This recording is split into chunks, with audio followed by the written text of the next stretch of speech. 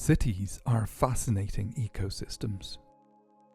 Sometimes they feel like infinitely complex interconnected networks where one small change can set in motion hundreds of processes, outcomes and consequences, going far beyond the confines of physical city borders.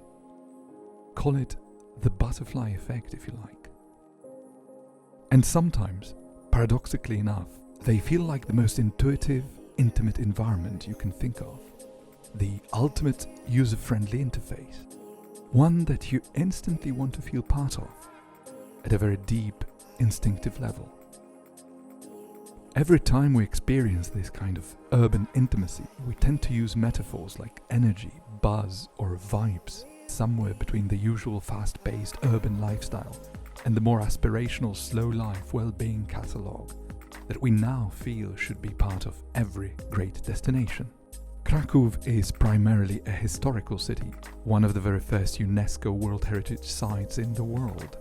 A city that has long insisted its skyline should remain uncluttered, free from the imposing ambitions of modern high-rise architecture.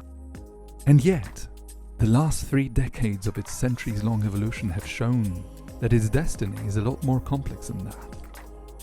And its eyes should perhaps turn to the future a lot more often than to the past. Krakow's cultural heritage, long-standing international appeal and iconic slow-life energy have also produced one of the most extraordinary paradoxes. Despite many historical obstacles, the city is now a sophisticated, mature and very popular business destination, attracting some of the most ambitious brands in the world.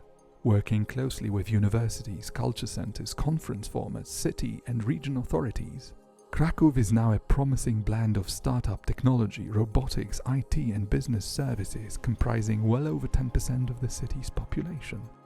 Interestingly enough, not a single business district has emerged in the process.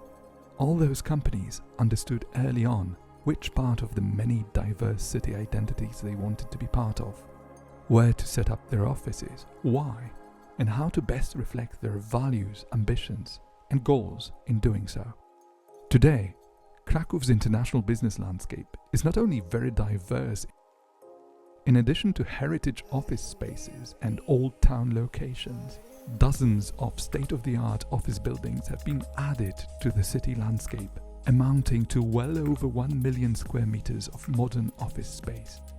And so, if you are a researcher or a scientist studying tectonic shifts and transformations in city identities, opportunities and brands, Krakow's fascinating journey will likely encourage you to pose some truly interesting questions, like, can a city profoundly influence an already mature business, or maybe even an entire industry? Why should it in the first place? And vice versa.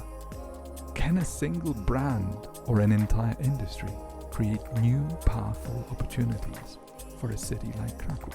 Last but certainly not least, which of those waves of evolutionary impact make both cities and businesses a little more resilient, a little more ambitious, a little better prepared to face the future with all of its uncertainties head on? And what should be the focus of Krakow's future development?